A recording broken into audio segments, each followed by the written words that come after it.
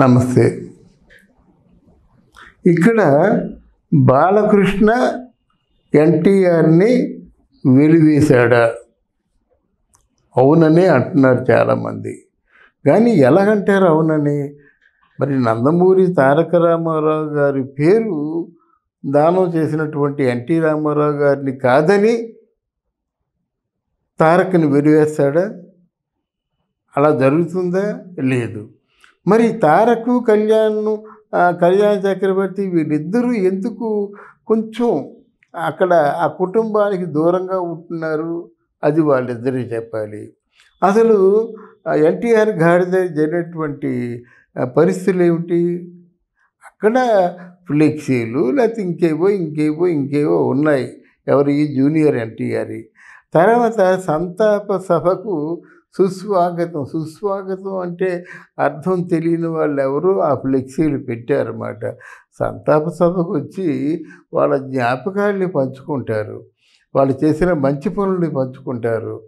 తర్వాత వాళ్ళ సాక్షిగా వీళ్ళేం చేయబోతున్నారో మీ ఆశయాల్ని మేము నెరవేరుస్తామని అక్కడ ఎన్టీఆర్ గారి తాలూకు ఘాట్లో ఆయన ఆ సమాధి సాక్షిగా చెప్పుకుంటారు. కానీ అదేమి లేకుండా భక్తులు రాజకీయం అయిపోయి వాళ్ళ ముందు ఒక 50 మంది వీళ్ళ ముందు ఒక 50 మంది వచ్చి పూలదండలు కప్పేసి ఒకరోజే మళ్ళీ ఇంకెప్పుడు సంవత్సరంలో రారు. ఆ జయంతి వర్ధంతులు మాత్రమే వాళ్ళు గుర్తుంటాయి, మిగతా రోజులు గుర్తుండవు. అక్కడ కాకులు రెక్కలు వేస్తుంటాయి. అటువంటి దారుణంగా ఉంటుందన్నమాట. కనుక అక్కడ బాలయ్య బాబు చూసిన తర్వాత ఫ్లెక్సీల్ని తీసిమని చెప్పాడు కానీ వాళ్ళిద్దరూ రావడానికి అభ్యంతరం చెప్పలేదు కదా. తర్వాత అక్కడ నినాదాలు రాజకీయాలు ఏమిటి? ఎక్కడ కల్పిస్తే అక్కడ సీఎం అని తారకని ఆ విధంగా తారక అనమని చెప్తున్నాడా? అయితే వీళ్ళు అభిమానులు అంటున్నారా? అదొకటి అర్థం లేని నినాదాలు అన్నమాట ఇవన్నీ. తర్వాత బాలయ్య చేసిన దాంట్లో తప్పు లేదు. బాలయ్య చేసిన దాంట్లో ఏంటంటే ఫ్లెక్సీలు తీసేయమని చెప్పారు. తర్వాత ఏంటంటే ఆయన మనసులో కోపం ఉంటుంది.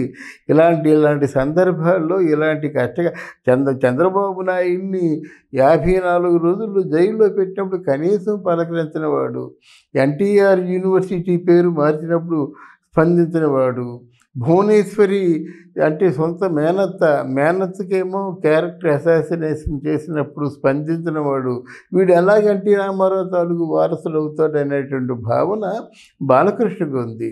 తర్వాత వీళ్ళెందుకు? మరి బాలకృష్ణ కంటే ఓ పెద్దరికి ఉంది. ఈరోజు తండ్రి తర్వాత తండ్రి ఎవరైనా ఉన్నారంటే, అంటే బయటికి తెర ముందుకు వచ్చే తండ్రి లాంటి వ్యక్తి ఎవరైనా ఉన్నారంటే జయకృష్ణ వీళ్ళందరూ రారు. ఒక బాలకృష్ణ గారే కుటుంబంలో ఒక ప్రస్తుతానికి పెద్ద దిగ్గా ఉన్నారు. మరి ఆ పెద్ద దిక్కుని గౌరవించారు కదా. ఎన్టీ రామారావు గారిని వాళ్ళందరూ ఎలా గౌరవించేవాళ్ళు? ఎవరూ ముందు మాట్లాడేవారు కాదు. మాట్లాడగలిగితే ఒక హరికృష్ణ మాట్లాడేవాడు. అటువంటి భయం, భక్తి, విశ్వాసాలు మీకు ఉండాలా? అవసరం లేదా? ఆయనతో మీ పోటీ ఏమిటి? ఆయన పట్ల మీకు పట్టుదల ఏమిటి?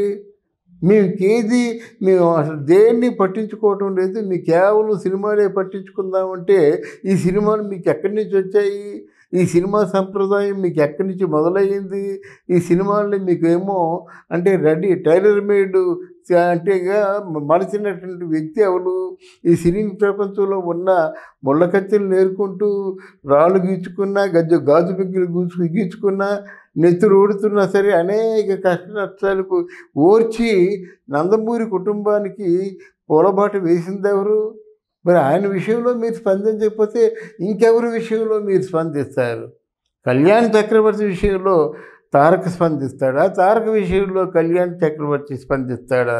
వీరిద్దరూ ఎవరు చెందిన వాళ్ళో ఒకసారి ఆలోచించుకోవాలి. అంతే. కుటుంబానికి ఆయన వెలువేయడం కాదు, మీరు దూరంగా ఉంటున్నారు. సినిమాలు మీకు ప్రపంచం కావద్దని చెప్పడం లేదు. సినిమాలతో పాటు మీరు సినిమాలకి ఎలా వచ్చారు? సినిమాకి మీ కుటుంబమే కదా మిమ్మల్ని పంపించింది. మీరు నందమూరి కుటుంబాన్ని చెప్పుకొని కదా సినిమాల్లో నటిస్తున్నారు. నందమూరి వారసులే కదా, నందమూరి అభిమానుల తాలూకు వారసులే కదా మీకు కూడా అభిమానంగా ఉంటున్నారు. ఈ దిశగా మీరు ఎందుకు ఆలోచించరు? అందువల్ల ఏదో రకరకాలుగా రాస్తారు, రకరకాలుగా చేస్తారు. అంటే తప్పు ఎక్కడుంది? ఎవరు చేశారు? ఆ తప్పుని ఎలా సవరించుకోవాలి?